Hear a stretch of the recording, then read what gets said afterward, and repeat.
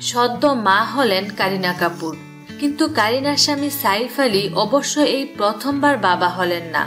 প্রথম পক্ষের স্ত্রী অমৃতার সঙ্গে তার এক ছেলে এবং এক মেয়ে রয়েছে। তারা এখন অনেকটাই বড় হয়ে গেছেন।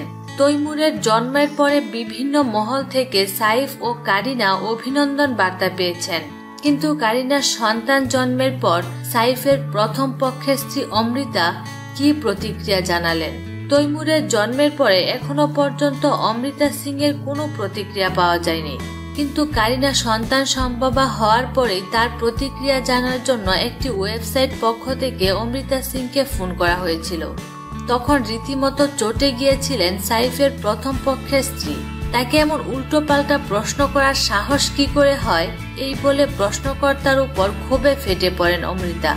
শুধু তাই নয়, ভবিষ্যতে তাকে ফোন করে বিরক্ত না করার কথাও জানিয়ে দিয়েছিলেন অমৃতা। তাই সম্ভবত কারিনা মা হওয়ার পরে অমৃতার প্রতিক্রিয়া নেওয়ার সাহস কেউ দেখায়নি। বিনোদন জগতের নিত্য নতুন খবরাখবর জানতে আমাদের চ্যানেলটিতে সাবস্ক্রাইব করার জন্য আপনাকে আন্তরিক ধন্যবাদ।